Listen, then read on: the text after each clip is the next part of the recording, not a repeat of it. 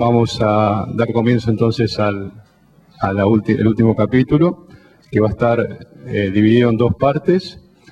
Va a haber una parte que va a estar dirigida a lo que entendemos como medicina personalizada, de los genes al cambio de hábito, y las aplicaciones con fitoterapia y aplicaciones con nutrigenómica y modos de medir hábitos de vida.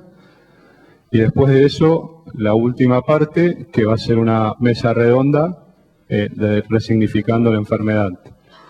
Así que bueno, les doy la bienvenida y empezamos con el programa. Bueno, me toca una breve introducción para ponerlos en situación. Les voy a hablar por un lado de un sueño y por otro lado de una nueva medicina que se viene.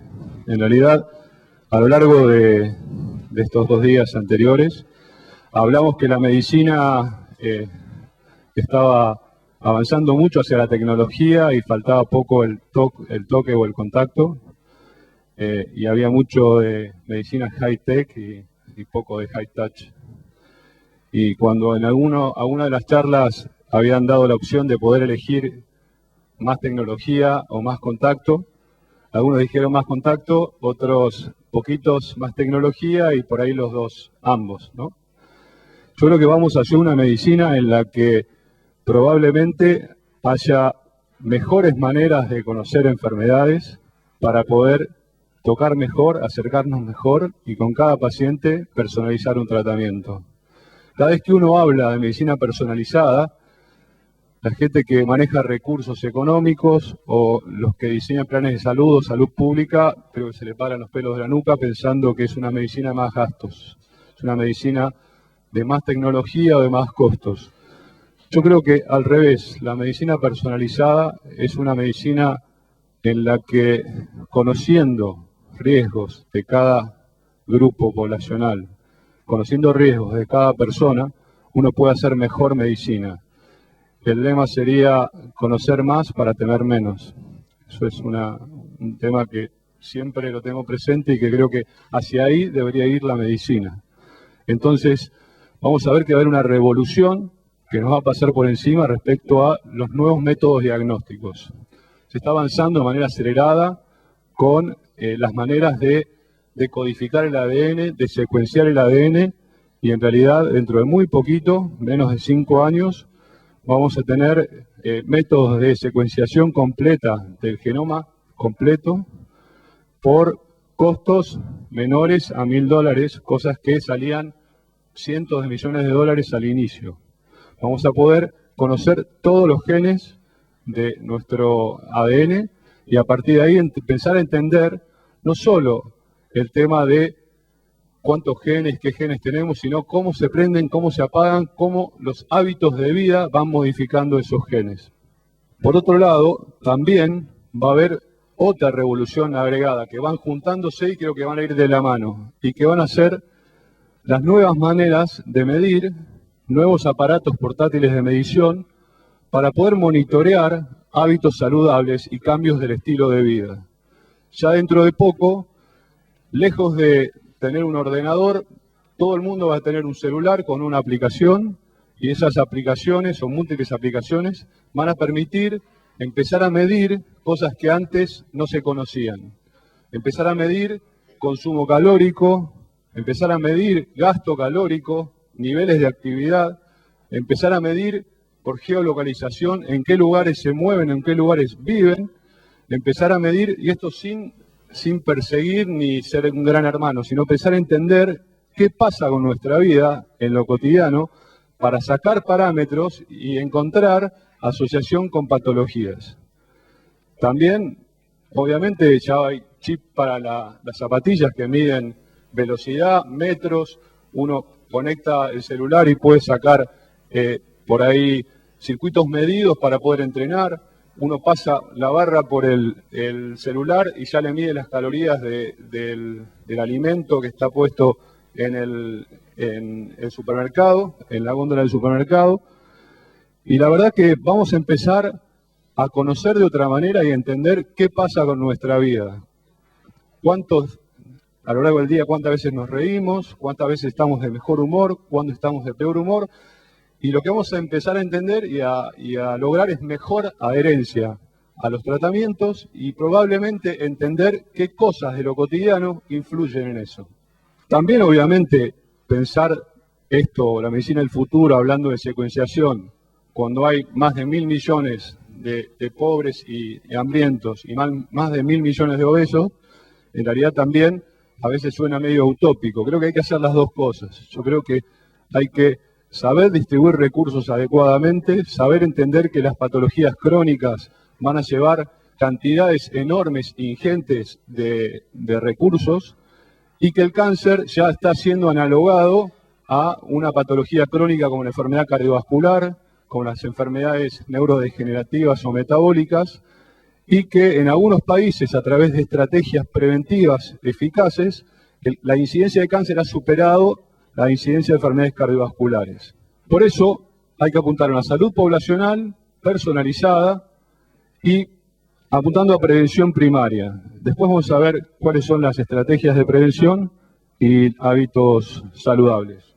La idea de esta sección es hacer un abordaje amplio de genes y riesgos de cáncer poblacional, genes y alimentación, hábitos saludables e impacto en la expresión genómica, plantas medicinales, su utilidad en el cáncer y herramientas para la medición de hábitos saludables y calidad de vida.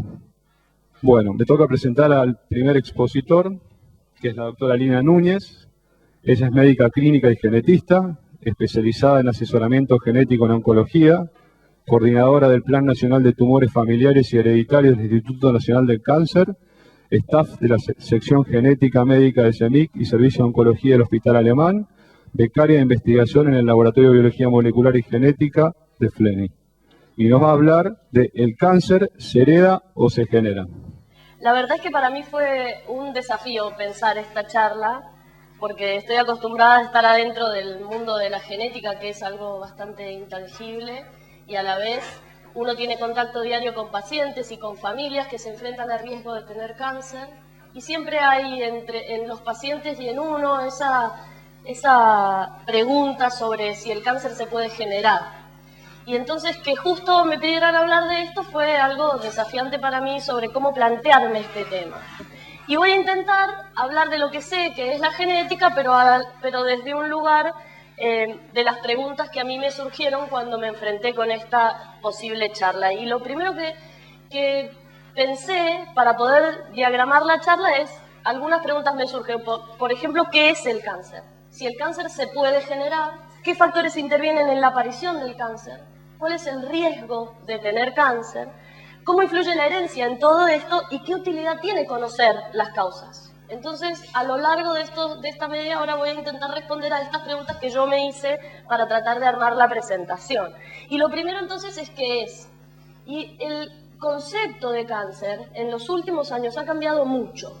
Esta definición inicial del cáncer como una enfermedad genética de las células es algo aceptado desde hace mucho y sabemos que ocurre el cáncer por alteración en lo que básicamente se conoce como el ciclo celular y los factores que predisponen la proliferación de las células y aquellos factores que frenan la proliferación de las células.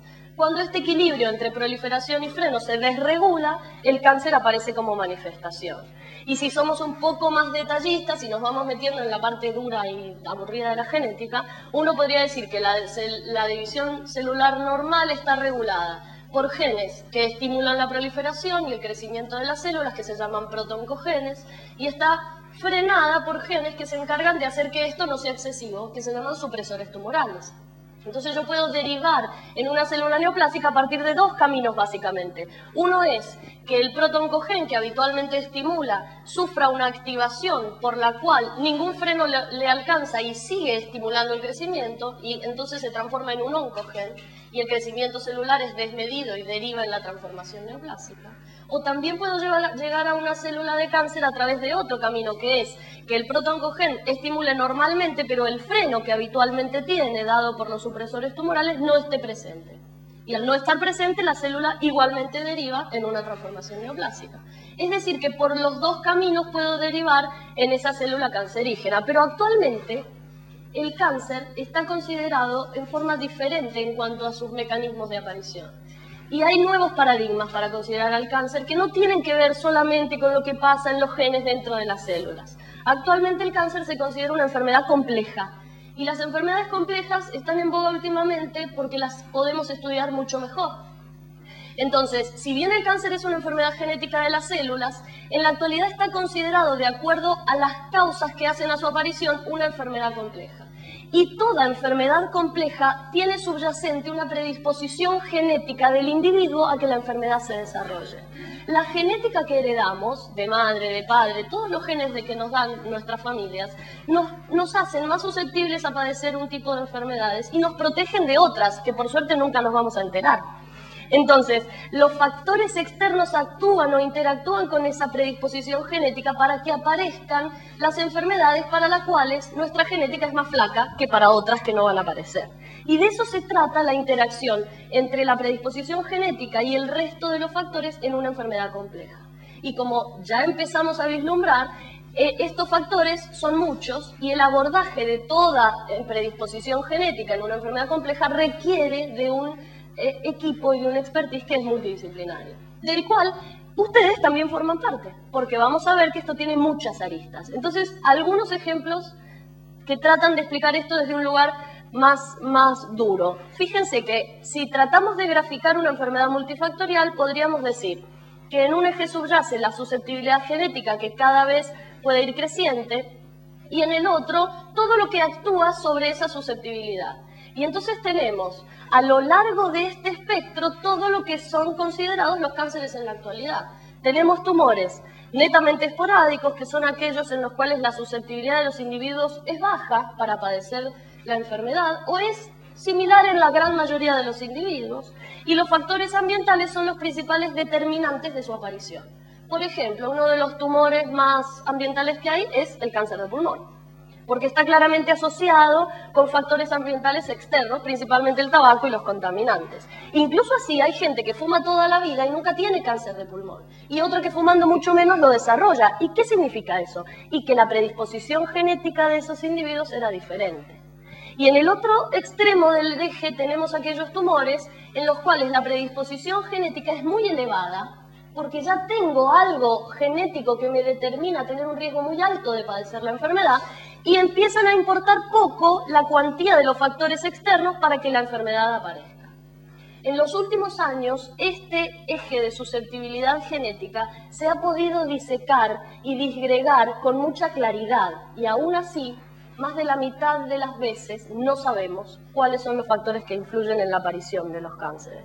Pero lo que sabemos al respecto de la susceptibilidad genética es que existen características genéticas, marcadores genéticos, mutaciones genéticas, distintos rasgos genéticos en los individuos que se encuentran algunos muy poco frecuentes en la población y que determinan riesgos muy altos de padecer cáncer, y en este extremo encontramos lo que se llaman cánceres hereditarios o cánceres de alto riesgo, provocados por mutaciones en genes puntuales que cuando están alterados y yo heredo ese gen mutado, tengo un riesgo muy alto de desarrollar la enfermedad.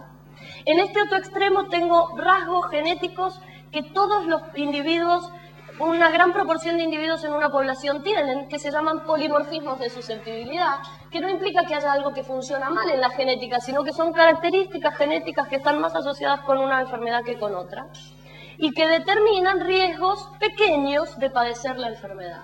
Y hay un espectro gris en el medio donde hay algunas variaciones genéticas de mayor riesgo y menos frecuentes que los polimorfismos, pero más frecuentes que los cánceres hereditarios, que me determinan este espectro continuo de avance. Entonces, esta parte del espectro es lo que últimamente hemos podido estudiar mejor, que lo hemos hecho gracias a lo que se llaman estudios de asociación del genoma completo, o Genome-Wide Association Studies, que es un estudio en el cual yo tengo la capacidad de leer todo el genoma del individuo y buscar características polimórficas que estén presentes en un grupo de pacientes y que no estén presentes en un grupo de controles. Y entonces, a raíz de poder estudiar dos grupos de individuos, todo su genoma, y ver qué características o rasgos están presentes en unos y en otros, yo puedo ir encontrando algunos rasgos que están presentes en este grupo inicial y que a medida que los someto a mayor análisis estadísticos y los busco en mayor cantidad de personas, me derivan en estos genes de susceptibilidad para las enfermedades. Esto, que son los estudios de la Asociación del Genoma Completo, han proliferado en la última década en forma alarmante. Y todas las enfermedades complejas están siendo estudiadas para estos rasgos. La obesidad, la diabetes, la hipertensión. Fíjense, esto es nada más que para que vean. Esto es como la biblioteca de los estudios de Asociación del Genoma Completo, nada más que para 18 enfermedades que hay almacenada en el National Genome Research Institute hasta julio del 2012. Y acá tenemos los 23 cromosomas, a lo largo de los cromosomas, sitios de localización de rasgos de susceptibilidad. Cada uno de estos puntos de colores es una enfermedad diferente.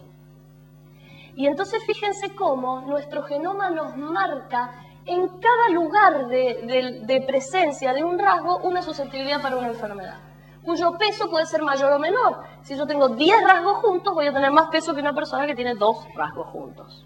Y eso es, ahora, entonces pasamos de un paradigma viejo en el cual una enfermedad se producía por una mutación en un gen, y ese gen daba un riesgo determinado de tener la enfermedad, y todos los individuos que tuvieran esa mutación iban a tener el mismo riesgo, a una enfermedad en la cual la aparición está determinada por varios genes y cada gen tiene distintos riesgos y la combinación de estas características da distintos riesgos en cada individuo. Se complejizó, es mucho más difícil. Y entonces ahí pasé a la segunda pregunta. ¿Cómo se puede generar el cáncer? ¿Cómo podría generarse? Y este es el área más desconocida para mí. Yo soy genetista. Es decir, que yo sobre cómo podría generarse el cáncer lo sé desde la genética, pero otros factores que influyen en la génesis, que tienen que ver con otras dimensiones del ser humano, es desconocido para mí. Entonces, este gráfico que encontré es bastante representativo de lo difícil que es poder evaluar cómo se genera el cáncer. Porque nosotros tenemos una dimensión externa que hace a las conductas saludables del individuo, a sus factores psicosociales y psicológicos, a la vida, al tipo de vida que lleva, y esa dimensión externa actúa sobre una dimensión orgánica que tiene que ver con las características biológicas de ese individuo, cómo es su sistema neuroendocrino y cómo se regula, y cómo son sus respuestas inmunológicas. Y toda esta característica orgánica es la que va a determinar la aparición de la enfermedad en cuanto a su iniciación, el crecimiento tumoral, los tratamientos que debe realizarse, si tiene mayor o menor capacidad de metastatizar o si puede progresar o remitir. Y en cada uno de estos sitios, fíjense la cantidad de variables que hay. Y todas están interactuando en el mismo momento, en el mismo individuo. Es muy difícil poder medir y saber exactamente cuál es la causa de aparición del cáncer, porque hay muchas variables involucradas. Entonces me puse a recorrer qué se sabía o qué papers había de asociación o de estudio, evidencia sobre asociación entre los aspectos psicológicos, la mente y como causa de incidencia del cáncer. Y hay varios, incluso hay análisis hechos de muchos estudios al mismo tiempo, y todo esto tiende a tratar de buscar relación entre algunas de esas variables que vimos y la aparición de la enfermedad. Y entonces el individuo se siente un poco así, ¿no? Y dice, bueno, encima que estoy en la cuerda floja, tengo atrás a la guadaña que está esperando. Y esa es la sensación que uno tiene. Y alrededor está todo lo demás. ¿Por qué ocurre? ¿Qué apareció? Y entonces podríamos decir en todos esos trabajos que revisé que están considerados el estrés, la depresión crónica, una personalidad propensa y la falta de contención social como factores externos que podrían llegar a generar.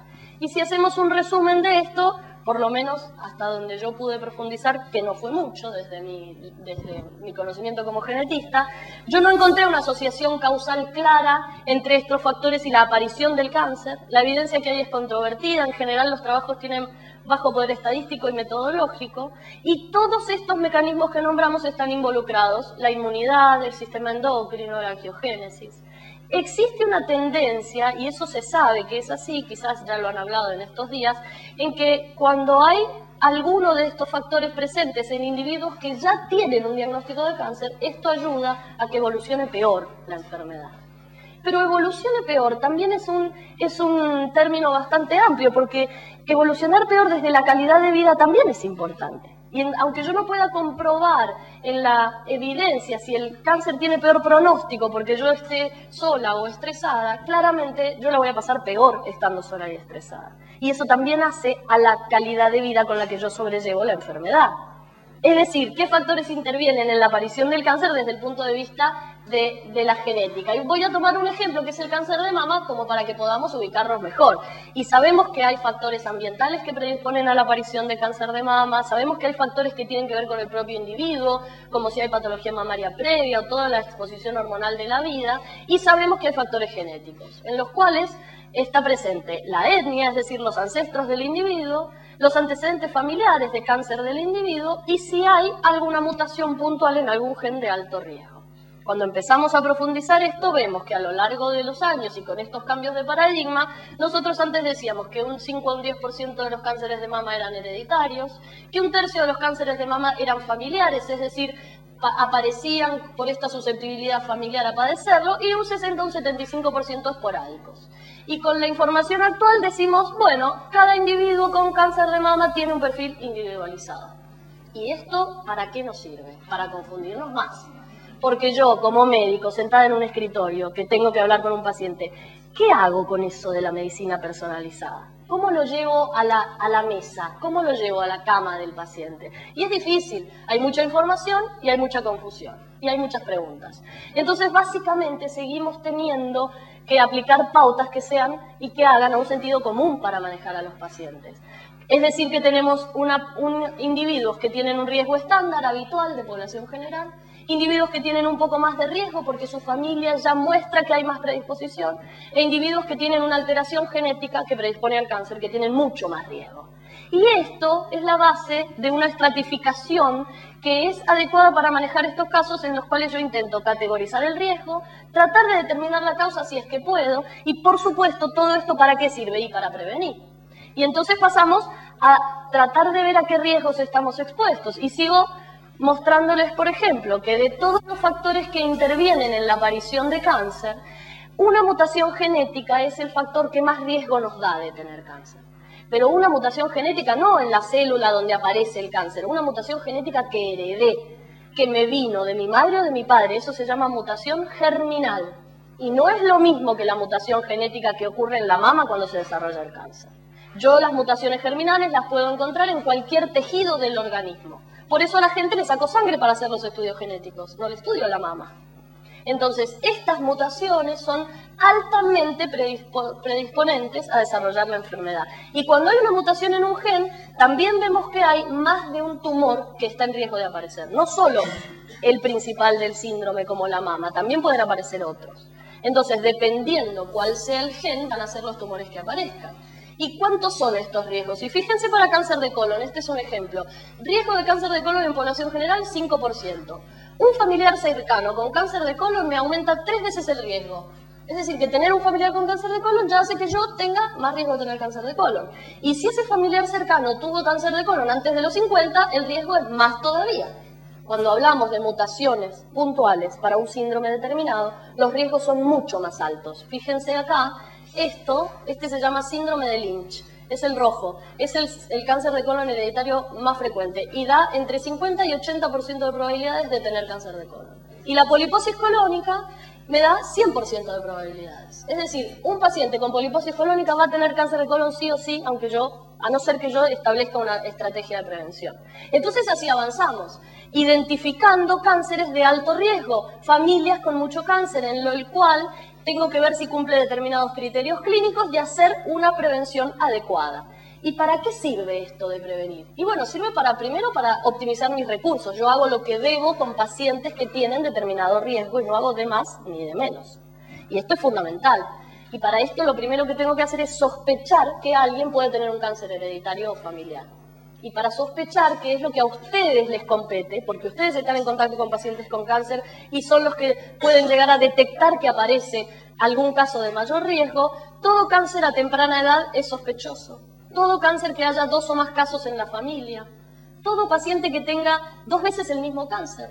O que tenga cáncer bilateral en las 2 mamas, en los 2 riñones, en los 2 ovarios. Un caso o más de cánceres raros también llama la atención. Por ejemplo, el género menos frecuente, cáncer de mama en el hombre. Eso nos debe llamar la atención, no es frecuente. Cuando se juntan dos tumores que pertenecen al mismo espectro, por ejemplo, mama y ovario, por ejemplo, colon y endometrio, ¿sí? Dependiendo del síndrome. Y a veces una consulta de asesoramiento simplemente surge para tratar de cuantificar mejor el riesgo de la familia. Por ejemplo, yo tengo antecedentes en mi familia materna de colon a edad tardía y en mi familia paterna de próstata y de esófago y me confunde y no sé hasta qué punto yo puedo hacer algo para prevenir. Bueno, hagamos una consulta de asesoramiento, evaluamos el árbol genealógico y vemos si hay que prevenir, cómo hay que prevenir, si se justifica estudiar un poco más.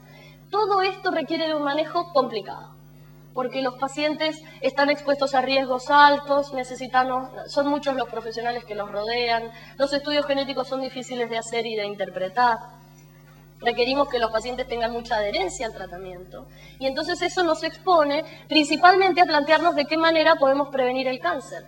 Y el cáncer lo podemos prevenir básicamente de dos maneras. Una es estar atentos y controlar para que apenas aparezca algo yo sea capaz de sacarlo a tiempo. Eso se llama prevención secundaria o vigilancia de alto riesgo. Y para algunos tumores es muy efectiva, pero para otros no. Por ejemplo, para el cáncer de colon y para el cáncer de mama es muy efectiva la vigilancia, pero para el cáncer de páncreas o de ovario no lo es. Entonces, cuando yo me enfrento a un tumor que no tiene una prevención secundaria muy efectiva, me debo plantear quizás otras estrategias como prevención primaria. Es decir, ¿ese órgano se puede sacar antes de que aparezca el cáncer? Si la persona tiene un riesgo muy alto de tener este cáncer y el órgano no es vital, ¿yo puedo considerar una cirugía profiláctica? Y entonces las cirugías profilácticas, la prevención primaria, son decisiones muy complejas que los propios individuos deben tomar, que tienen un alto impacto y que debemos ayudar a nuestros pacientes a atravesar todos esos pasos de la enfermedad.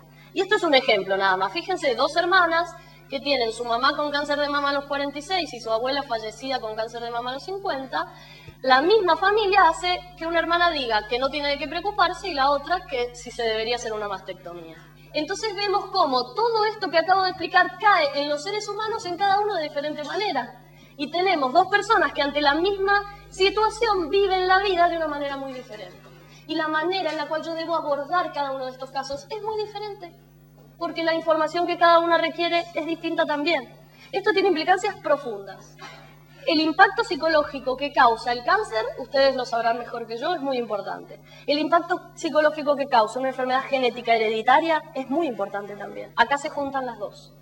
Y entonces no podemos no dar apoyo psicológico a los pacientes que tienen cáncer de alto riesgo, porque empiezan a meterse en el tema la culpa de haber heredado algo a los hijos, la culpa de yo no haber heredado algo que mis hermanos heredaron, los miedos, los vínculos familiares. Hay decisiones muy importantes que tomar y que requieren de una contención adecuada.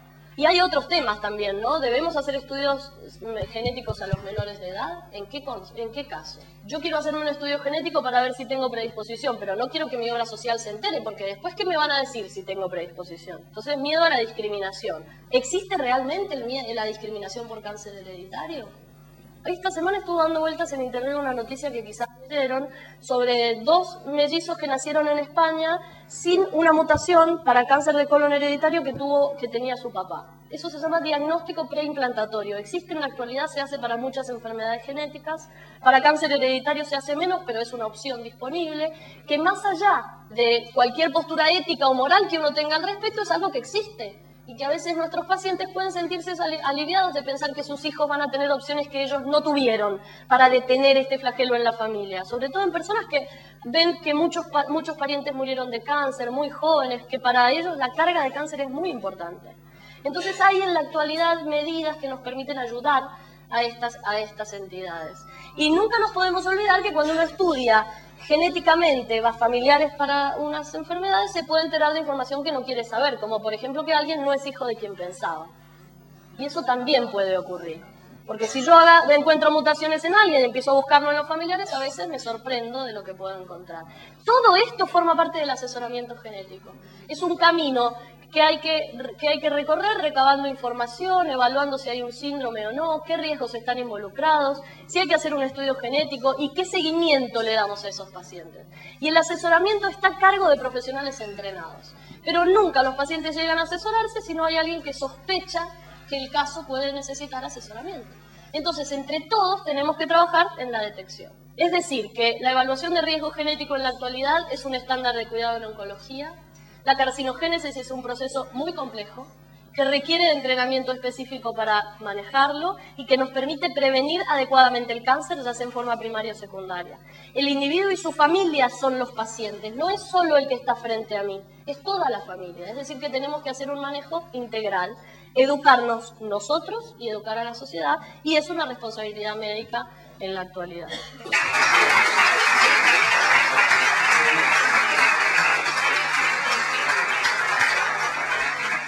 Hola, ¿qué tal? Muy buena la charla. Te hago una pregunta, porque vos antes dijiste que los polimorfismos nos dan un bajo riesgo de contraer la enfermedad. Vos, cuando hablas de polimorfismos, ¿a qué te referís? ¿Génicos o en zonas no génicas?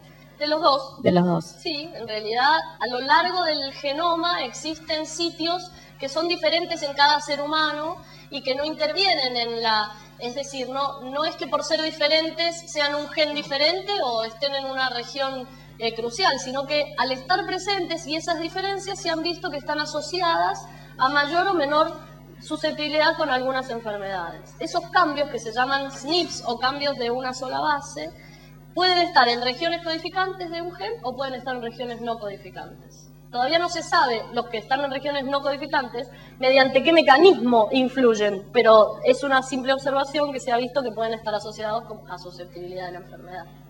Yo creo que es algo inevitable porque es un recurso que la ciencia tiene en la actualidad y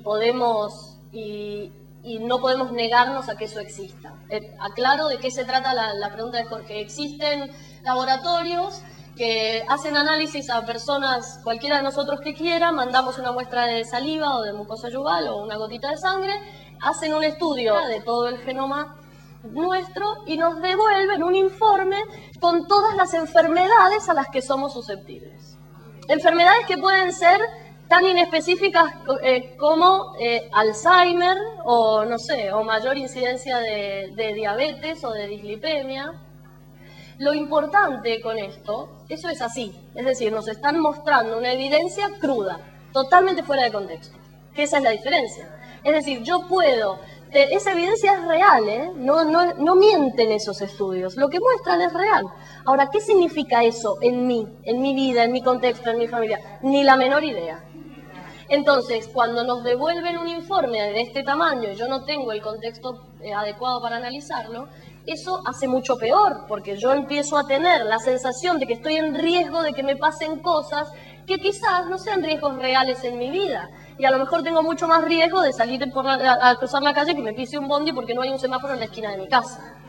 Es decir, uno tiene que poner en contexto todas las interpretaciones. Los estudios están, se pueden hacer. Yo tengo la idea, lo voy a hacer, de mandar yo una muestra mía, que me devuelvan mi informe y después poder preparar una charla al respecto de qué interpreto yo de todas esas de acuerdo a mi árbol genealógico. Sería interesante hacerlo, porque uno tiene que contextualizar, si no, no funciona. Y lo vemos día a día y en todos los aspectos. El contexto es importante. Nuestra epidemiología es totalmente desconocida. Nosotros no sabemos cuál es nuestra genética, no sabemos cómo son los tumores hereditarios en Argentina, ni menos aún los polimorfismos de susceptibilidad. Es decir, estamos extrapolando riesgos que tienen otras poblaciones con otra genética y con otro ambiente diferente. Entonces, ¿hasta qué punto eso me sirve a mí? No sé.